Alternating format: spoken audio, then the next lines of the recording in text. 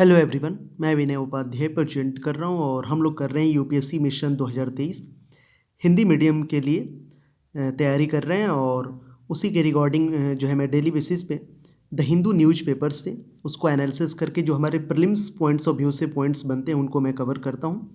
तो इसी को फॉलो करते हुए हम लोग बढ़ चुके हैं। 25 जून आज हम लोग देखेंगे। ऑलरेडी 1 जून से मैंने शुरू किया था, 1 जून 2022, और करते करते 25 जून पे आ गए हैं। मुझे उम्मीद है कि 1 से लेकर 24 जून तक के सभी वीडियोस को आपने देख लिया होगा। प्रीलिम्स फैक्ट्स करके एक मैंने इसके लिए अलग से जो है प्लेलिस्ट भी बना दिया है, तो उसमें भी आप जाके देख सकते हैं। चलिए आज के सारे पॉइंट्स को देखते हैं। ये सारे पॉइंट्स हम देखेंगे प्रीलिम्स एग्जाम के लिए। अंबुबाची मेला ये क्या है? साओ जोआओ उत्सव जो गोवा में हुआ है।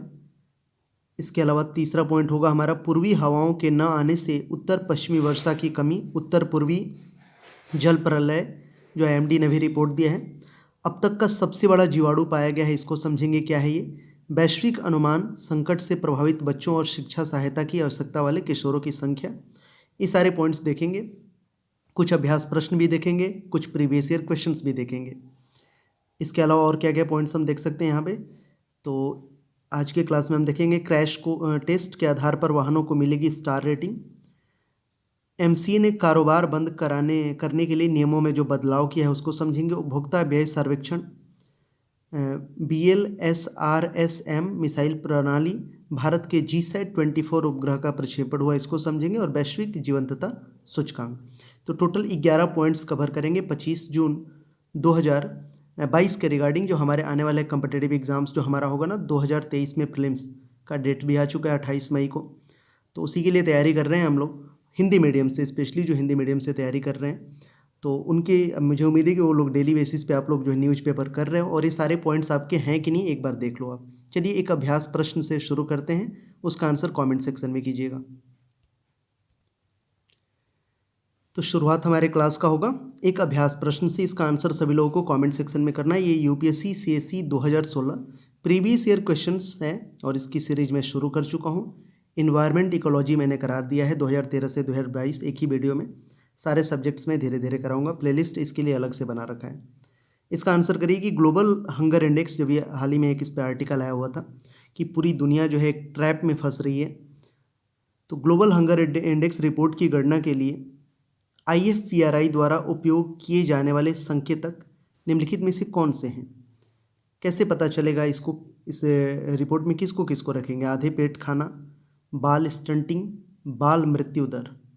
ये आपको 3 स्टेटमेंट दिए गए और पूछ रहा है कि सही जो है इसमें आपको चुनना है 1 2 3 में कि कौन कौन होगा। क्वेश्चन समझ गए ना आप? वीडियो को रोक के अच्छे से समझ लेना। आपको ऑप्शन में दे रहा हूँ, ये ऑप्शन आपके पास है इन तीनों में से कि केवल 1 2 और 3, 1 2 3 1 3। इसका आंसर सभी लोग करिए कमेंट सेक्शन में। अब बढ़ते हैं अपने एक एक करके पॉइंट्स को देखते हैं। प्रारंभिक परीक्षा के लिए तथ्य। अब आखिरी में कुछ क्वेश्चंस देखेंगे। अंबुबाची मेला क्या है ये? तो अंबुबाची मेला गुवाहाटी असम में कामाख्या मंदिर में आयोजित एक वार्षिक हिंदू मेला है। ऐसे क्वेश्चंस आए हुए हैं प्रीवियस ईयर क्वेश्चंस जब देखोगे तो। यह वार्षिक मेला मानसून के मौसम के दौरान मनाया जाता है, जो असमिया महीने आहार के दौरान आता है, जून के मध्य के आसपास। अंबुबाची मेला देख लेना, ये आपके नोट्स में है कि नहीं, सवाल आ सकता है क्योंकि जो चीज़ें चर्चा में होती है क्वेश्चंस आता है। असम में कामाख्या मंदिर में हिंदू मेला है, ये वार्षिक है मेला, मानसून के समय लगता है, जो असमिया महीने आहार के दौरान आता है, जून के मध्य के आसपास, जब सूर्य मिथुन राशि में प्रवेश करता है, जब ब्रह्मपुत्र नदी उफान पर होती है, तब ये मनाया जाता है। आगे समझेंगे यह त्यौहार पीठासीन देवी के वार्षिक मासिक धर्म का प्रतीक है। मंदिर नीलाचल पहाड़ियों पर जो है में एक चट्टान का प्रतीक योनि महिला जननांग है। कामाख्या 51 शक्ति पीठों या शक्ति पंथ के अनुयायियों के लिए पवित्र स्थलों में से एक है। नेक्स्ट आगे बढ़ेंगे। ये उत्सव मनाया गया है साओ जोआओ उत्सव गोवा में। देख सकते हैं फिगर से भी तस्वीर देखा करिए। साओ जोआओ उत्सव सेंट जॉन द बैप्टिस्ट का पर्व है। परंपरागत रूप से लोग कुएं में कूदते हैं, लेकिन चूंकि कुएं तेज़ी से गायब हो रहे हैं इसीलिए लोग इसे स्विमिंग पूल में मनाना पसंद करते हैं। काइंड ऑफ स्विमिंग पूल बना के ऐसे करते हैं। यह दिन सेंट जॉन डी बैप्टिस्टा के नाम पर मनाया जाता है, जिनके बारे में माना जाता था कि उन्हें ईसा मसीहा को बपतिस्मा दिया था। साओ जोआओ गोवा के किसी भी अन्य त्यौहार की तरह मस्ती, रंग और परंपरा की वह मनोरम भावना है। कई गांवों के रंग बिरंगे परिधानों में सजे लोग मिलते हैं और इस दिन को कार्निवाल की तरह मनाते हैं। ठीक है, कार्निवाल की तरह मनाते हैं। नेक्स्ट इसको समझते हैं। ये जो आईएमडी ने भी रिपोर्ट दी है इसको जानेंगे। पूर्वी हवाओं के न आने से उत्तर पश्चिमी वर्षा की कमी, उत्तर पूर्वी जल प्रलय। तो क्या है ये, क्या रिपोर्ट है? जबकि अखिल भारतीय वर्षा सामान्य से 18% कम थी, असम और मेघालय में पिछले सप्ताह रिकॉर्ड वर्षा में डूबे थे। बढ़ती वर्षा परिवर्तनशीलता को दर्शाता है। मैप के थ्रू भी समझ सकते हो कि कहाँ ये एनुअल रेनफॉल है। वर्षा परिवर्तनशीलता एक क्षेत्र में या समय के साथ वर्षा की मात्रा में भिन्नता एक क्षेत्र की जलवायु की एक महत्वपूर्ण विशेषता है। मौसम विज्ञान जलवायु विज्ञान में इस विषय क्षेत्र को वर्षा परिवर्तनशीलता कहा जाता है। वर्षा परिवर्तनशीलता दो प्रकार के होते हैं, क्षेत्रीय और अस्थायी। जलवायु परिवर्तन को समझने के लिए उत्तरार्ध का अध्ययन महत्वपूर्ण है। ये बड़ा इंपॉर्टेंट है, इसे भी देख लेना। अब तक का सबसे बड़ा जीवाणु पाया गया है, largest bacterium ever found. Caribbean में ग्वाडेलोप द्वीप समूह के मैंग्रोव में बैक्टीरिया की खोज की गई थी। थियो मार्गरेटा मैग्निफिका नाम दिया गया है इसे। वे सल्फर को ऑक्सीकरण करके जीते हैं और किसी भी अन्य ज्ञात बैक्टीरिया से 50 गुना बड़े होते हैं। ये टी मैग्निफिका के बारे में सबसे अनोखी बात यह है कि संपूर्ण फिलामेंट जो मैंग्रोव के सबसे लंबे तंतु में से एक हैं, केवल एक कोशिका वाले हैं, एक कोशिकीय जीव हैं। जीवाणु का केंद्र इसकी रिक्तिका है। एक अक्रिय द्रव से भरी झिल्ली, इसके किनारे के आसपास झिल्ली बंध संरचनाएं हैं जिन्हें लेखक पेपिन कहते हैं और ज़्यादातर यूकेरियोटिक कोशिकाओं में पाए जाने वाले जीवों के समान होने का वर्णन करते हैं। पेपिन सामूहिक रूप से जीनोम की 7 लाख प्रतियों की मेजबानी करता है। ये बड़ा इंपॉर्टेंट है, इसको और डिटेल में समझना, अपने नोट्स में इसको लिख लेना आप। आगे समझेंगे हम लोग वैश्विक अनुमान। शिक्षा सहायता की आवश्यकता में संकट से प्रभावित बच्चों और किशोरों की संख्या बताई गई है। आपात स्थिति और लंबे समय तक चलने वाले संकटों में शिक्षा के लिए संयुक्त राष्ट्र के वैश्विक कोष एजुकेशन कैन नॉट वेट में एक चौंकाने वाली नई रिपोर्ट जारी की, जो बताती है कि संकट से प्रभावित स्कूली बच्चों की संख्या जिन्हें शैक्षिक सहायता की आवश्यकता है 2016 में अनुमानित 75 मिलियन से बढ़कर अब तक हो गई है वर्तमान में 222 मिलियन। इस दबाव वाले वैश्विक शिक्षा संकट का जवाब देने के लिए ECW और रणनीतिक साझेदारों ने जो है #222 मिलियन ड्रीम्स संसाधन जुटाने का अभियान शुरू किया। यह अभियान दानदाताओं, निजी क्षेत्र, परोपकारी फाउंडेशन और उच्च निवल मूल्य वाले व्यक्तियों से बच्चों की शिक्षा के लिए तत्काल जो अधिक संसाधन जुटाने का आह्वान करता है। इसको भी आप समझ लेना, देख लेना। क्रैश टेस्ट के आधार पर वाहनों को मिलेगी स्टार रेटिंग। क्या है ये? Bharat new car assessment programme में आया है, NCAP। तो यह एक उपभोक्ता केंद्रित मंच के रूप में काम करेगा, जिससे ग्राहक सुरक्षित वाहनों के निर्माण के लिए भारत में मूल उपकरण निर्माताओं के बीच स्वस्थ प्रतिस्पर्धा को बढ़ावा देते हुए अपनी स्टार रेटिंग के आधार पर सुरक्षित कारों का विकल्प चुन सकेंगे। यह न केवल कारों में संरचनात्मक और यात्री सुरक्षा सुनिश्चित करेगा, बल्कि भारतीय ऑटोमोबाइल के निर्यात योग्यता को भी बढ़ाएगा। भारत NCAP के परीक्षण प्रोटोकॉल को वैश्विक क्रैश परीक्षण प्रोटोकॉल के साथ जोड़ा जाएगा। शिपिंग, सड़क परिवहन, राजमार्ग मंत्रालय भारत में मोटर वाहन क्षेत्र के नियमन के लिए नोडल मंत्रालय है। ये भी इम्पॉर्टेंट है, आगे समझेंगे हम लोग। तो ये MCA ने कारोबार बंद करने के लिए नियमों में बदलाव किया है। क्या है ये देख सकते हैं, इसको भी पढ़ा करो जो साइड में है। कारपोरेट मामलों के मंत्रालय ने प्रारंभिक अनुरोध के बाद इलेक्ट्रॉनिक फाइलिंग के माध्यम से बाहर निकलने का मामला बनाने के लिए कंपनियों को अतिरिक्त अवसर देने के लिए कंपनियों के स्वैच्छिक समापन पर नियमों में संशोधन किया है। कंपनी अधिनियम के प्रावधानों के तहत इंसॉल्वेंसी एंड बैंकरप्सी कोड के बाहर कॉरपोरेट निकास प्रक्रिया को आसान बनाने का विचार है। स्वैच्छिक समापन की बात करेंगे तो कम आर्थिक गतिविधि वाली कंपनियों के लिए आईबीसी प्रक्रिया के बाहर अपने शटर बंद करने का अवसर प्रदान करता है। यह उद्योग के लिए महत्वपूर्ण है क्योंकि कई उद्यमी कंपनी को शामिल करने के बाद विभिन्न आर्थिक कारणों से व्यवसाय संचालन शुरू करने में असमर्थ रहते हैं। तो ये भी बहुत इंपॉर्टेंट है। नेक्स्ट आगे समझेंगे ये पॉइंट। उपभोक्ता व्यय सर्वेक्षण क्या है ये? तो सरकार जुलाई में एक नया घरेलू उपभोक्ता व्यय सर्वेक्षण शुरू करने के लिए तैयार है। नए दौर में ही टोकरी का विस्तार किया गया है। विविध मदों की सबसे बड़ी श्रेणी उन वस्तुओं की खपत पर डेटा के विस्तृत संग्रह के लिए अलग किया गया है। साथ ही उन वस्तुओं को शामिल किया गया है जिनमें हाल ही के दिनों में उच्च खपत की प्रवृत्ति देखी गई है। इसके अलावा खाद्यान्न जैसी कल्याणकारी सब्सिडी पर इनपुट मांगने के लिए विस्तृत प्रश्नों को शामिल किया गया है। तो इसको भी आप समझ लेना अच्छे से। सीएस सरकार के राष्ट्रीय सांख्यिकी कार्यालय द्वारा आयोजित एक पंचवर्षीय हर 5 साल में आता है सर्वेक्षण है, जिसे शहरी और ग्रामीण दोनों देश भर में घरों के उपभोक्ता खर्च पैटर्न पर जानकारी एकत्र करने के लिए डिजाइन किया गया है। नेक्स्ट आगे बढ़ेंगे, इसको समझने की कोशिश करेंगे। VLSRSM VLS प्रणाली एक मिसाइल प्रणाली है, यहाँ भी देख सकते हो आप।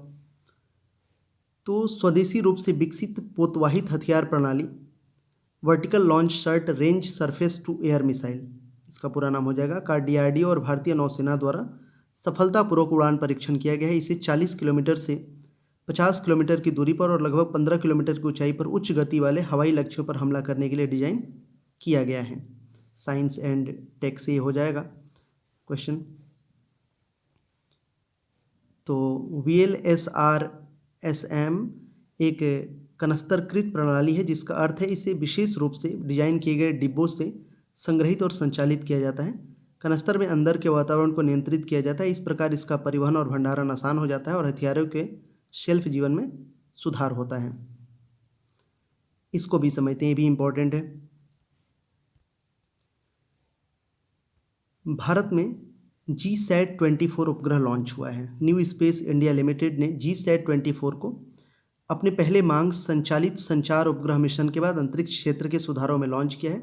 डायरेक्ट टू होम DTH जिसको आप बोलते हो ना, डायरेक्ट टू होम सेवा प्रदाता टाटा प्ले को बोर्ड पर जो है पूरी क्षमता को पट्टे पर दिया है। ये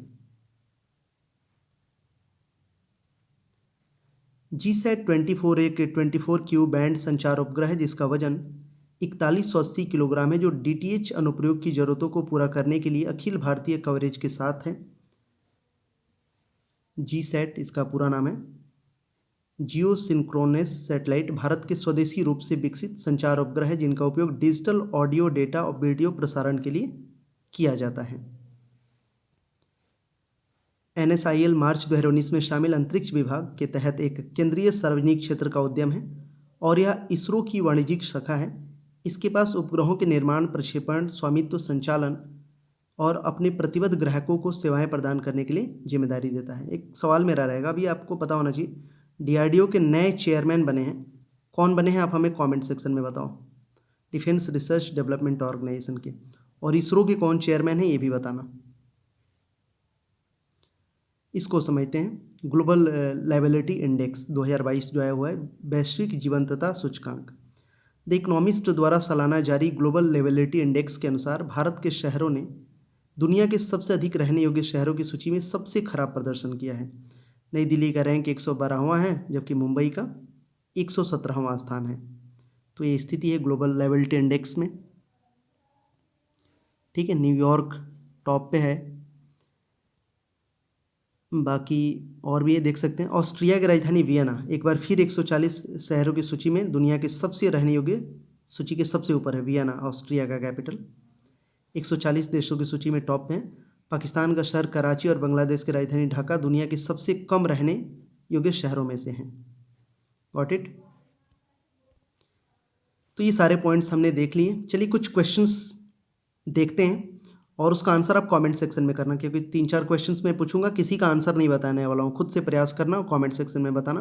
कमेंट सेक्शन में ही मैं आपको जवाब दूंगा कि आपका जवाब सही है गलत है, या फिर सारे आंसर कमेंट सेक्शन में मैं दूंगा। चलो एक क्वेश्चन रहेगा ये, आपको पता ही है अभ्यास प्रश्न है, बड़ी चर्चा हुआ है। Medical termination of pregnancy MTP kit की बात हो रही है। अमेरिका में लेके बवाल हुआ था तो फिर इंडिया में भी चर्चा होने लगी। मेडिकल टर्मिनेशन ऑफ प्रेगनेंसी संशोधन अधिनियम 2021 के संदर्भ में निम्नलिखित कथन पर विचार करना है आपको। पहला कथन है कि गर्भ अवस्था के 20 सप्ताह तक के गर्भ को समाप्त करने के लिए एक पंजीकृत चिकित्सा व्यवसायी की राय चाहिए। दूसरा है कि यह केवल विवाहित महिलाओं को भी गर्भ अवस्था को समाप्त करने की अनुमति देता है। तो इन दोनों कथन में कौन सही है, सवाल ये है। क्वेश्चन समझ गए ना? आंसर करना है आपको। इसका आंसर सभी लोगों को करना है कमेंट सेक्शन में, जो लोग भी वीडियो देख रहे हैं और यहाँ तक पहुँचे हैं। तो आप लोग वीडियो देख के भाग जाते हो आधा अधूरा, तो ऐसा मत किया करो, पूरा देखा करो, नहीं तो नहीं देखा करो। कौन सा सही है बताना है। केवल एक सही है, केवल दो सही है, दोनों सही है, दोनों गलत है। ये 4 ऑप्शन है आपके पास। ये क्वेश्चंस आएंगे, इसी तरह के क्वेश्चंस आते हैं यूपीएससी में, अगर आप प्रीवियस ईयर क्वेश्चंस देखे होगे तो। चलिए आगे बढ़ते हैं। चलिए आगे, तो जेंडर इक्वालिटी की बात करते हैं तो हमें LGBTQ को नहीं भूलना है। सवाल उन्हीं से रिलेटेड है कि निम्नलिखित में से कौन सा निर्णय LGBTQ+ समुदाय से संबंधित है। आपके पास ये ऑप्शन है 4, मतलब ऑप्शन क्या है ये दिया हुआ है, फिर इसमें बताना है कि कौन सा सही है। नवजोत सिंह जौहर बनाम भारत संघ, जस्टिस KS पुट्टुस्वामी बनाम भारत संघ, नाज फाउंडेशन बनाम दिल्ली सरकार, SR बोम्मई बनाम संघ। ये 4 दे दिया आपको, ये केसेस बोल सकते हो काइंड ऑफ। अब इसमें से आपको बताना है कि कौन कौन सही है। ये ऑप्शन है आपके 1 2 3 2 3 4 1 2 1 2 3 4। आंसर करिए इसका भी कमेंट सेक्शन में, समय लीजिए, सर्च करिए, गूगल करिए, कुछ भी करिए, कमेंट सेक्शन में आपको आंसर करना है। एक और अभ्यास प्रश्न आप लोगों के लिए, राष्ट्रीय बाल अधिकार संरक्षण आयोग के संदर्भ में निम्नलिखित कथन पर विचार कीजिए। राष्ट्रीय बाल अधिकार संरक्षण आयोग, ये 2 स्टेटमेंट दे दिए हैं, पढ़िए इसे। एक और चीज़ मैं आपको बता दूं, कमेंट सेक्शन में मैंने एक UPSC करके प्लेलिस्ट दिया है। उस लिंक पे जब आप क्लिक करोगे ना तो आप एक प्लेलिस्ट में जाओगे जहाँ 60 से भी ज़्यादा मैंने वीडियोस बना रखे हैं, history, polity, economic, geography, current affairs वगैरह का, तो उसे भी आप देख सकते हो। इसे ज़रूर आप देखना, इसमें जाना आप। इसका आंसर करिएगा। राष्ट्रीय बाल अधिकार संरक्षण आयोग के संदर्भ में ये कथन है कि NCPR सामाजिक न्याय और अधिकारिता मंत्रालय के प्रशासनिक नियंत्रण के तहत एक वैधानिक निकाय है। आयोग में एक अध्यक्ष वो सदस्य होते हैं जिनमें से कम 2 महिलाएं होनी चाहिए। अब पूछ रहे हैं कि इनमें से कौन सा कथन सही नहीं है, मतलब ये दोनों में कौन गलत है ये बताना है। ठीक है, ऑप्शन कैसे रहेंगे आपको पता ही है, गलत बोलना है ना, ये पहला गलत है, दूसरा गलत है, दोनों गलत है या दोनों सही है, ये आपका हो गया। चलिए एक और क्वेश्चंस देखते हैं, इसका आंसर करिएगा। बर्ड लाइफ इंटरनेशनल नामक संगठन के संदर्भ में निम्नलिखित में से कौन सा कथन सही है। ये 3 कथन दिए हुए हैं और बताना है कौन सही है। यह संरक्षण संगठनों की एक वैश्विक भागीदारी है। इसी संगठन से जैव विविधता हॉटस्पॉट की अवधारणा उत्पन्न हुई है। यह महत्वपूर्ण पक्षी और जैव विविधता क्षेत्रों के रूप में ज्ञात संदर्भित स्थलों की पहचान करता है। बर्ड फ्लाई इंटरनेशनल के बारे में है ये। 3 स्टेटमेंट है, बताना आपको कौन सा सही है। आपको ऑप्शन इस तरह से हैं कुछ, पहला सही है, 2 3 सही है, 1 3 सही है, 1 2 3 तीनों सही है। इसका भी आंसर कमेंट सेक्शन में करिएगा। तो इस वीडियो को UPSC मिशन 2023 हिंदी मीडियम के तहत 25 जून 2022 को की जो इम्पोर्टेंट फैक्ट्स हैं और कुछ प्रैक्टिस क्वेश्चंस, इसको यहीं पे समाप्त करते हैं। पीछे की सभी वीडियोस को देखिए, चैनल को सब्सक्राइब करिए, ज़्यादा से ज़्यादा लोग जोड़िए जो हिंदी मीडियम के सीरियस लोग हैं, जो सच में UPSC या स्टेट PSC जैसे एग्जामों को देना चाहते हैं। चलिए, thank you so much for watching this video. मिलते हैं अगले कुछ वीडियोज़ देखेंगे और बेहतरीन ऐसे ही। तब तक के लिए पीछे के सभी वीडियोज़ को रिवीजन करिए, पढ़ाई करिए मन लगा के, और एग्ज़ाम ओरिएंटेड पढ़िए, जो जितना ज़रूरत है उतना ही पढ़िए। Thank you so much.